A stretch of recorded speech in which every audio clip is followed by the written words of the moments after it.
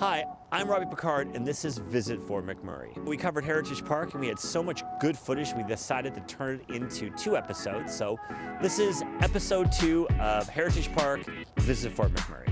Heritage Park is lots of different buildings that have been restored in, I guess, in a museum to preserve Fort McMurray's history. These buildings got us to where we are today, and I'm very glad to see that they've preserved them and have restored them and are protecting them so people from future generations can appreciate the history of Fort McMurray. We are standing inside the Hill Family Drugstore. When Fort McMurray first came to be, you had a lot of people coming from all over the country, from different parts of the world.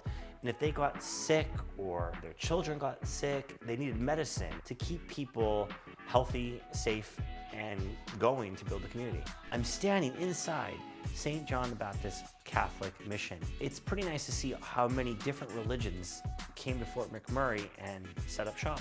Hunting, fishing, trapping, the fur trade was essential for the First Nations, the Métis, and all of the settlers who came to Fort McMurray. It was survival. You literally had to hunt, fish, trap to stay warm, stay alive, make money, to buy other things that you couldn't quite get in the area. Once you got enough fur, you would come to a place like this trading post, and you would sell it, and it would be turned into many different things like moccasin, mucklucks, gloves, jackets, and for very sophisticated, rich British people, beaver hats.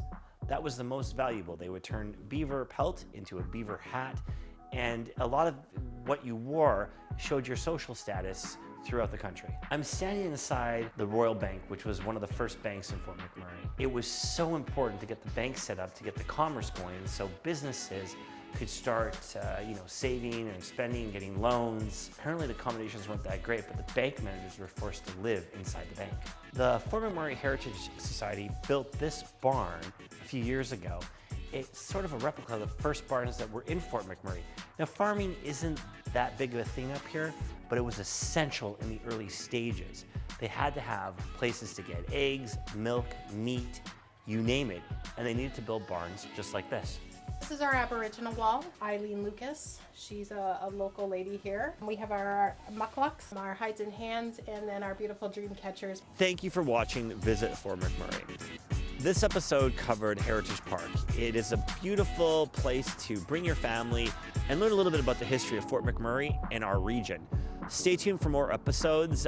Fall is upon us and winter is coming.